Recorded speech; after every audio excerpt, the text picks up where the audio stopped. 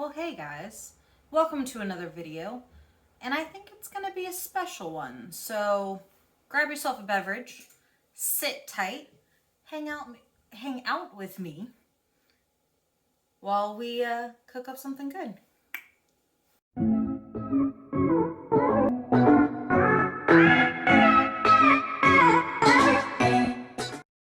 Okay, so today I wanted to try out something a little new. If you follow me on Instagram, which I will put it down below in the description and somewhere at the bottom of the video, maybe we'll try that.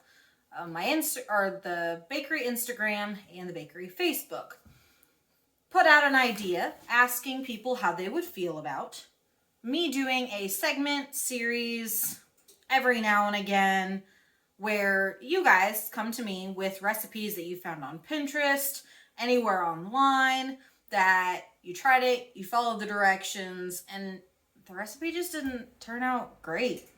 Not that, like, you messed it up or anything while you were working on it, but just in general, the recipe wasn't good.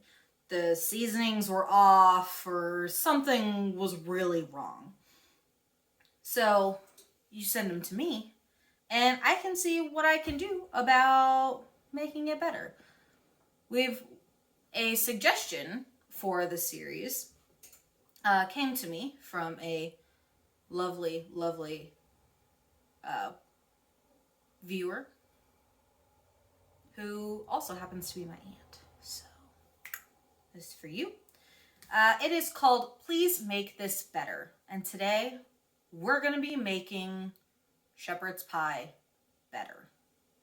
Now, for the sake of time and management, because we all know how terrible I am at time and management, and put it together, it's just time management all in general, and I'm bad at it. I've already pretty much prepped everything, all of the dicing, peeling, prior roasting, measuring out. That all's pretty much done. Everything's in its own little bowl or little cup where it needs to be. So that should hopefully make the video go a little faster and a little smoother. There is going to be some oven time, so there's a lot that's just gonna, we're just gonna kind of, video magic that out. Of course, I'm not gonna set a camera just staring at the oven. That would real suck. So, if you're ready, I'm ready. Let's talk about the recipe that was sent to me by another viewer.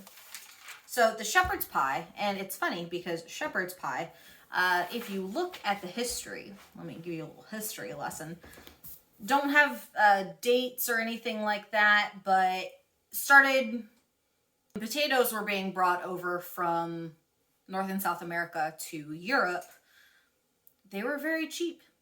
Not a lot of people wanted them because apparently they are within a species of, they are their own species of nightshade, which we all know deadly nightshade is not good. So people thought they were poisonous, so peasants used the crap out of them. And they would use lamb. Now, in America today, we will typically use like beef or like turkey if you're those kind of people, or if you're vegetarian, you use some sort of soy fake meat thing. And that is considered a cottage pie because it's not made with lamb.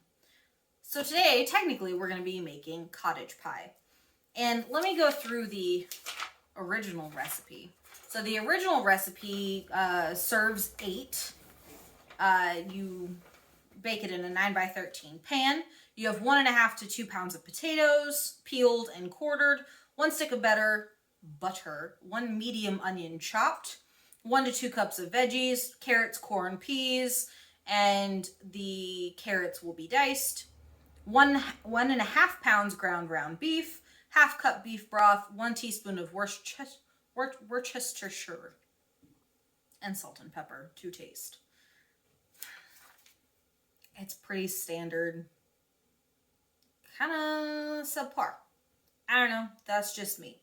Getting a little crazy with the beef broth and the Worcestershire. But it could be better. Now, if that's how you like your cottage pie, that's totally fine. I'm just going to kind of add some things in, fancy it up a bit, and we'll see how it goes. So my version is going to, and I've cut the recipe pretty much in half. It's okay, So I've cut my recipe in half. Mine will serve 8, and I will be baking it in a 9x9 baking sheet. Also metal, because I have a metal 9x13, but I only have a glass 9x13, and I don't have a 9x9 13, or 9x9 glass baking dish. So we're using this one today. We will be using 1 pound and like 3 ounce of potatoes. 113, I think, is the final. Yeah, 1 pound 13 ounces, I think, is what I ended up with. Maybe less. I don't know. It's like one something. I will be using like 6 tablespoons of butter. I will not be using an onion at all. I will have 1.5 cup veggies, estimated. I will be using jalapeno, roasted, and Parmesan, garlic, cauliflower. That was fancy. Carrots and corn. The carrots I have already diced, like a small dice, if anybody wants to know. That's what I did. I will also be using 1 pound of 80/20 ground chuck, 1 cup of chicken broth, still be using the 1 teaspoon of Worcestershire, and I will be using on top of the salt and pepper, red pepper flakes, paprika, and garlic powder, which I have already got all mixed up when it's ready to go into the meat. So a good chunk of this episode, of course, will be taking place at the stovetop. So we'll figure out a new camera angle for that, just to make it better. So that's what we're doing today. And hopefully with all of the preparation that I've done, it should not take so long. Just, the cooking is gonna take the amount of time that it needs to cook. So hey there, and welcome to this side of the stove, because normally you guys are right here looking this way, but today you're in there looking over this way. New angle. Let me know how you guys feel about it.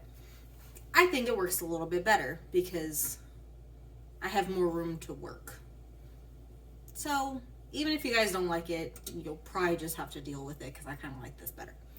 So I have got my 1 pound 3, 4, 5 something ounce of potatoes. They are not peeled. They are washed, nicely scrubbed, and cubed. They went into cold water, salted cold water, and I am slowly bringing them up to a boil, because potatoes don't do well when you just throw them into boiling water, because it takes a really long time to cook them. This makes sure that they get nice and fluffy and smooth after you're done. And pre-seasoned, because, salt. It's the same with pasta.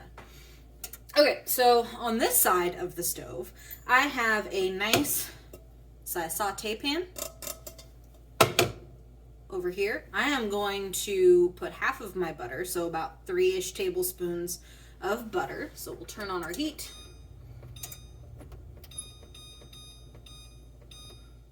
Turning it on to like 6. I have the potatoes going at a 7. Again, it's like medium high, lesser medium high for the saute pan. Like I said, I already did a lot of the prep work, so all my meat is already pre-portioned right there, and I have all my vegetables pre-done right here in this container. I wanted to be better for you guys. make sure that I'm a little bit more professional and not be roaming all around the kitchen while I'm supposed to be talking to you guys and actually cooking. So, we're getting this nice and hot. I've got a butter knife for our butter. Get about enough measured out. Go a little stabby with it. Now, you don't have to use butter. Absolutely, you can use any sort of oil. I would prefer like olive oil be used, but you can use like grapeseed oil. It is going to change the flavor a little bit. Olive oil is kind of more of a neutral flavored oil.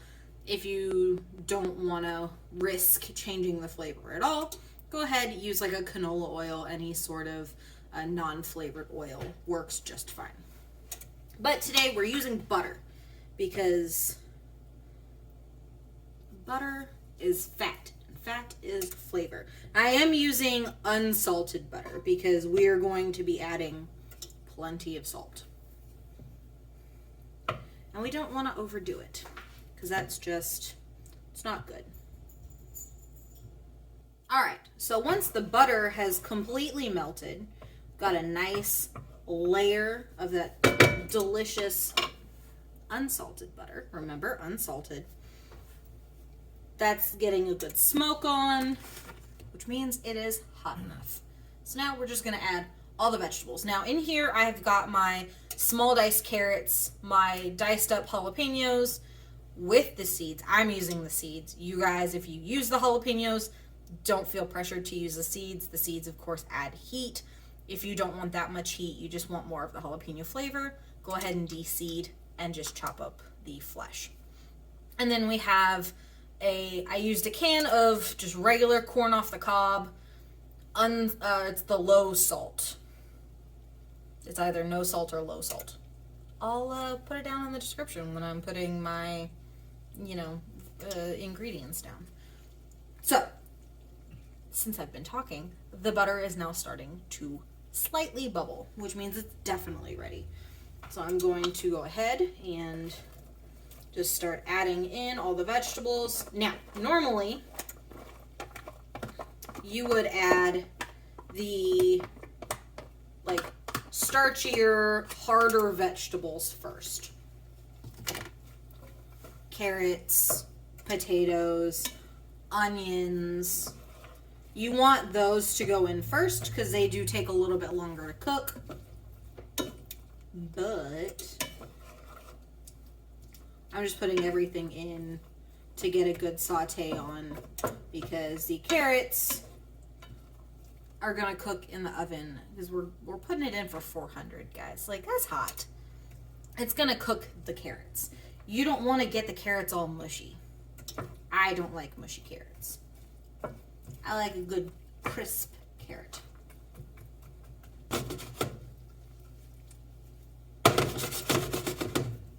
Okay, so this has been sitting in sauteing for just a minute or two. Make sure that you're stirring, doing a fancy flip, whatever you want to do. But make sure to get that really going. You want everything to cook. We lost the little jalapeno friend. Our potatoes are also starting to boil, so that's good. Now that they're starting to boil, I am going to set a timer. It takes anywhere between 20 to 25 minutes once the potatoes actually start boiling to be done, to where they are tender. They're fork tender. Fork comes before the tender. So I'm gonna just hit a timer. 20 minutes. We'll start that. No big deal. This is gonna keep going. And I'm hearing that lovely saute sizzle as the vegetables are just kind of hanging out, sitting. Now, once you have sauteed them for a moment, really getting everything coated and lovely in the butter, I'm gonna reach for this meat right here. Like I said, this is about a pound. I think this I measured at like 1 pound, 3 ounces. Because what's 3 ounces? This is definitely 1.5 pounds of potatoes. I just remember that. Okay. So I'm gonna make a little bit of a well in between all of the veggies. And that's where I'm gonna put the meat.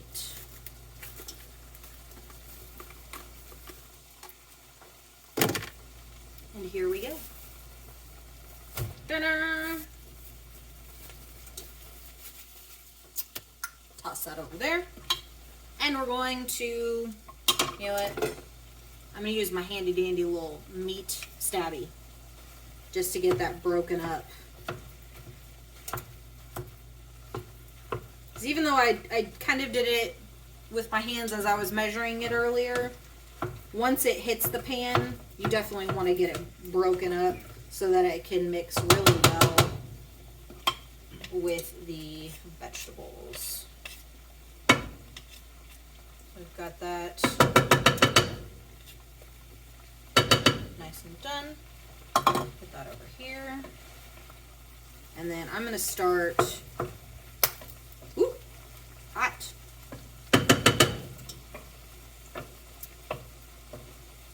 I dropped a piece of corn and it was still touching the heat. And it got real hot and it popped. Cooking is dangerous, y'all.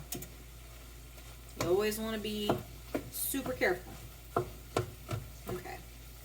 So now, I'm going to try and just put a lot of the vegetables on top of the meat so that we can get the meat really cooked. Because we want this all the way cooked.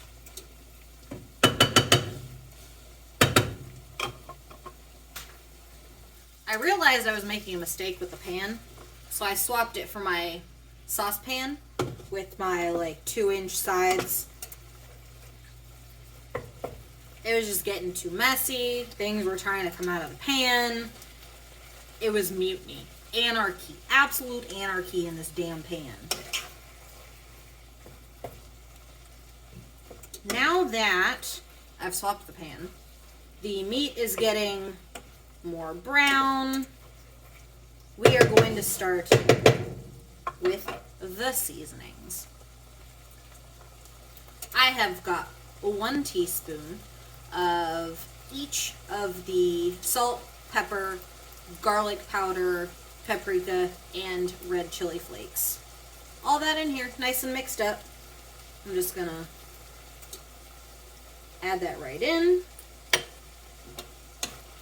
And you're just gonna make sure to give everything a good turn. There's enough liquid, like enough moisture in the pan with the butter, and now that the meat is starting to cook down, that you're not gonna have a problem distributing all that great seasoning. I'm getting real excited about this, y'all. I can smell it starting to get good.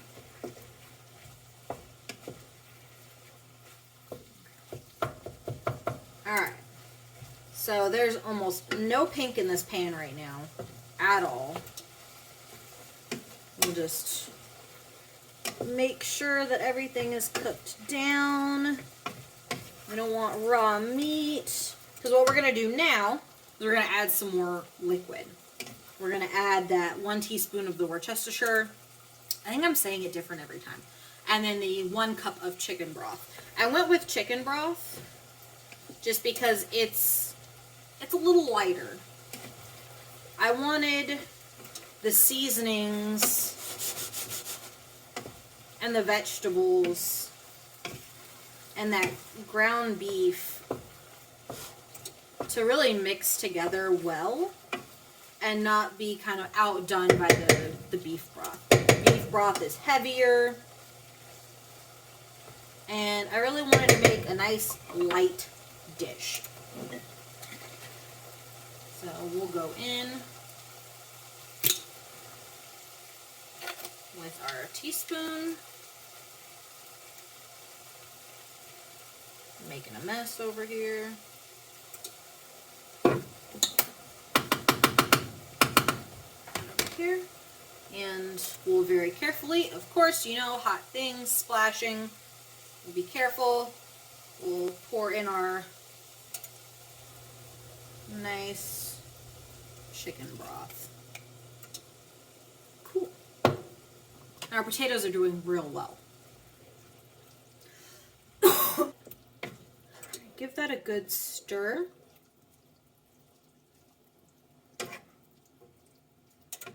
I'm going to get some more chicken broth because we are going to let that simmer and let all those flavors meld just for a few minutes.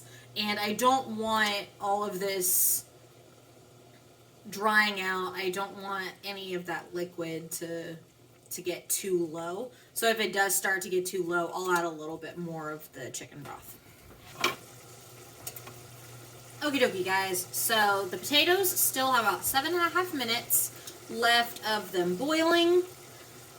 But this is done. So I'm going to go ahead and take this off the heat. Let it settle. Let everything kind of meld and... yeah, that was a terrible sound. But that's what I want the meat to do. I want the meat and the vegetables to soak up all the juices. Luckily, I have not had to add anything, so that's a good thing. It stayed very liquidy. Not too liquidy to where it's just going to like run everywhere, but you guys get what I mean. I'm going to take this off the stovetop, and we'll make our way back to the island in just a second.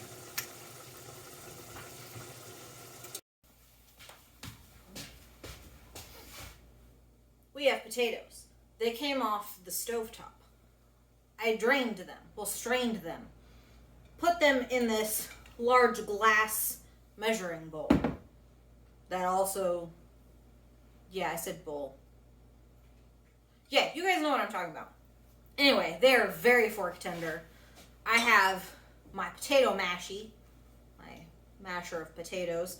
I've got the rest of the rest of my butter. So there's about 3 tablespoons of unsalted butter in the potatoes. There's also pepper, and I used garlic salt because I wanted fancy salt. Adds a little something something. I am also going to add in this lovely roasted cauliflower that I did earlier. Super easy. All I did, slice it into like thin discs or whatever. Get a lovely little baking dish. Olive oil. I did garlic salt and savory seasoning with olive oil on top of that. And then Parmesan cheese sprinkled on top.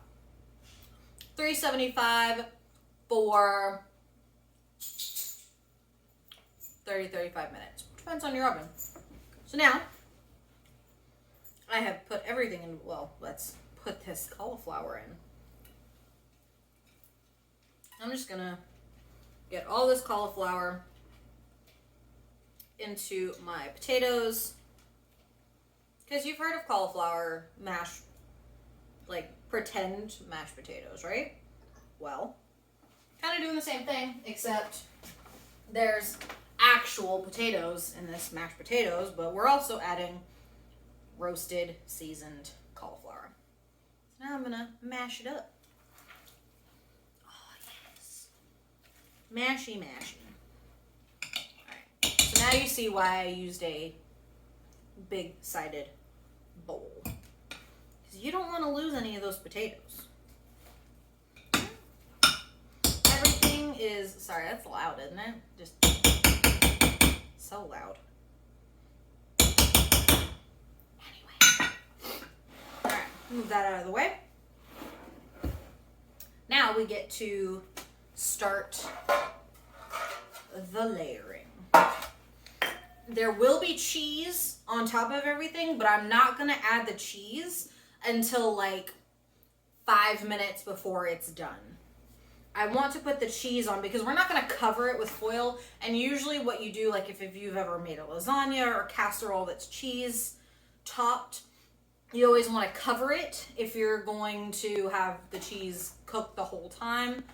And then they always say, like, you take the foil off. The oven is preheated to 400 degrees, and it likes to sing me a little song when it's done. Anyway, they tell you to remove the foil, 5 or 10 minutes before the cook time, because they want to then expose that cheese to the broiler, and that's where it gets kind of not charred, but it gets all bubbly and kind of crispy on top. We're gonna put the cheese on like 5 or 10 minutes before so that this can go in unhindered, because you want the potatoes to be exposed to the oven as long as possible. So, what we're gonna do, we're gonna start with our lovely meat, jalapeno, carrot, and corn mixture. It's still got a lot of moisture, which is good because you don't want it drying out in the oven. Because again, there's no foil that's going to be on top of it. All we have to do, there's no real prep that's needed for the pan. It's a non-stick baking dish. Go ahead and just pour all of that in there. Just all of it, delicious. Spread it out. Nice. Kind of pack it down a little bit because we want to make enough room for the mashed potatoes.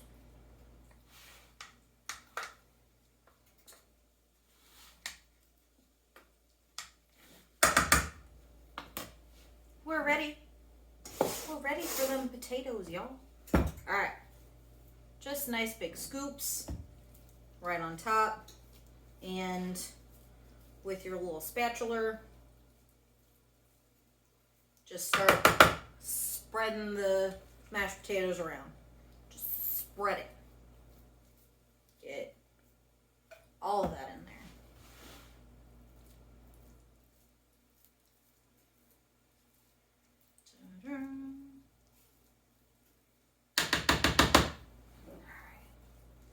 It's like icing a savory cake. Like savory meat cake. Definitely is not going to taste like a cake. But, you know what? God, that's delicious. Alright.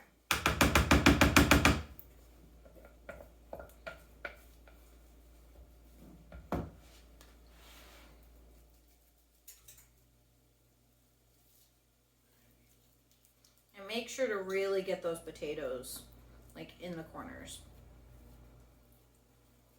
You just want to get everything covered.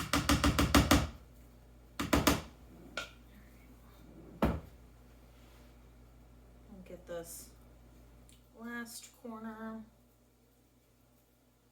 Don't be afraid to use your hands. It's just mashed potatoes.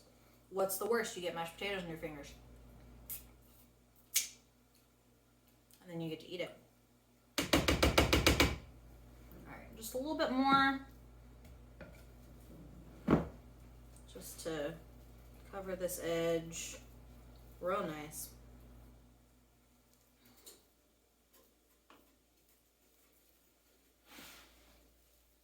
Yeah. This is going to be good. I have a good feeling about this. A nice thick layer of mashed potatoes. And there's some mashed potatoes left. If you want to grab yourself a little bowl or, you know, just be a fat kid. And eat it out of the mashing bowl. No one's going to judge you. There's nobody here. Who's going to judge you? Except you. And don't do that. Okay, we have our cottage pie all ready to go. That has been preheated for the last few minutes now. Let's So yeah, 20 to 25 minutes, depending on your oven, depending on how well it does the heat thing. May even leave it in until like 30 minutes because we want to have that up near the broiler, and that'll be great. I have 2 racks in there, one towards the bottom in like the bottom third, and then I've got one in like the top third closer to the broiler, not quite up there. This is going to go on the bottom first, and then so 20 minutes we'll put it on the bottom. The last 10 minutes I'll cover it with cheese and put it next to the broiler, and then we'll see how it turns out. Into the oven we go.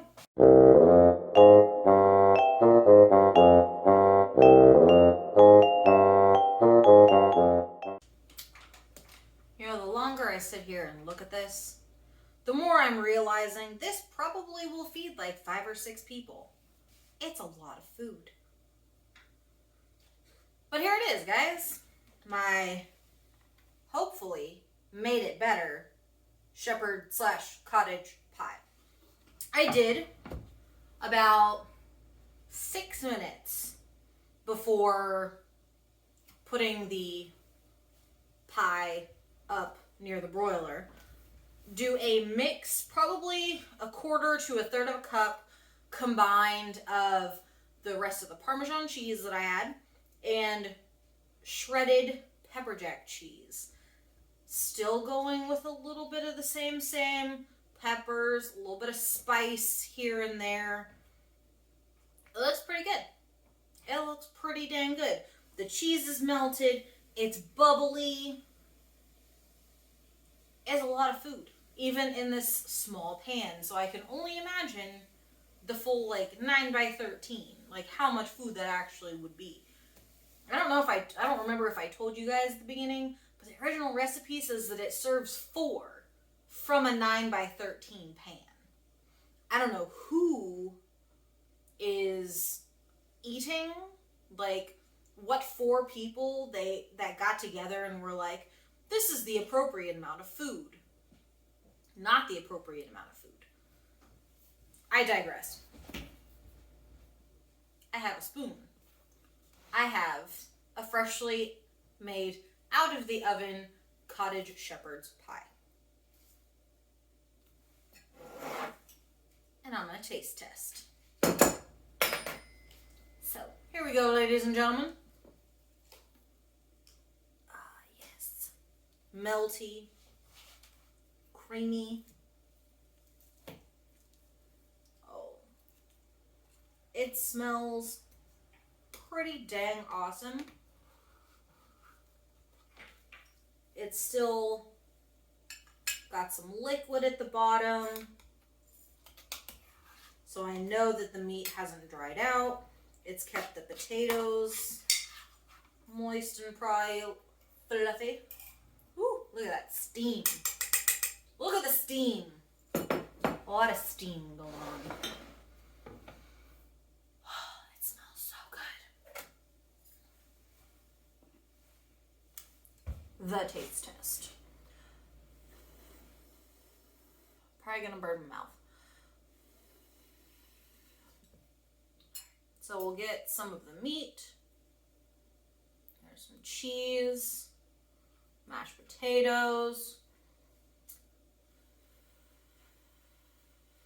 God, this is really hot. Okay, I'm going in.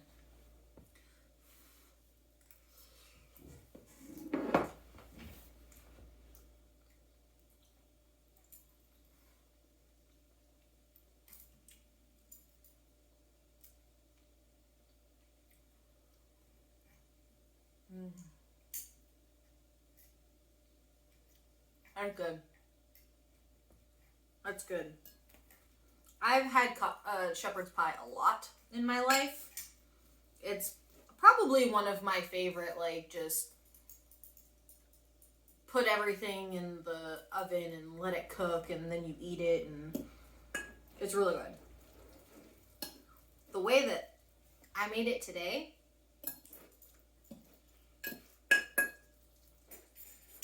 I don't want to say I made it better, but kind of made it better. To me, at least. There is one other person I would love to ask. And that's my husband. How he feels about it. So, let's go ask him real quick. Alright. So, instead of us... What? Awkward? We're just like... I mean, there's not actually anybody, like, physically here watching this. No, I know they're not watching right now. Anyway, more awkwardness ensuing. This is my husband. This is Eric. He is here to taste test this cottage pie that I have made. There's my bowl. And the fork. We'll get you some in a minute. Like, just taste test first. That's all I have you over here for. It's hot, yes. You know I'm a baby. I know you're a baby. Do you want to stick the bite in the fridge for a minute or two, or what you want?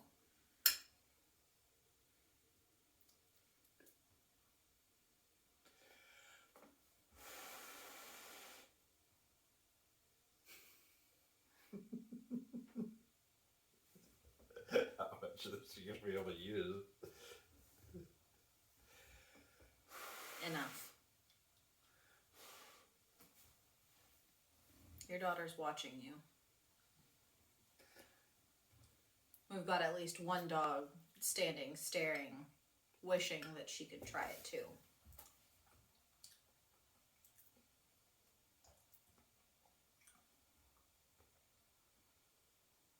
What's the verdict?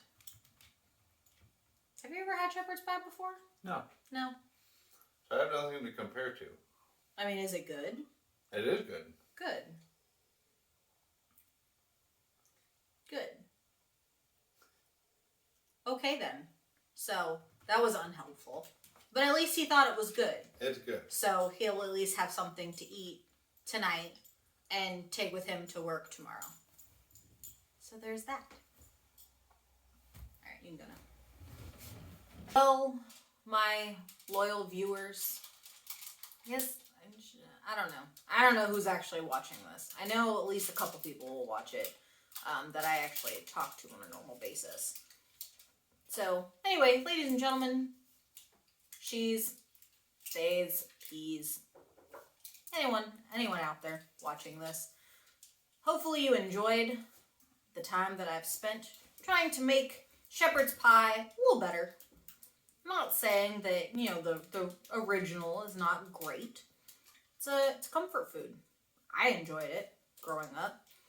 I just wanted to put a little pizzazz into it. A little razzle-dazzle, as my younger sister says.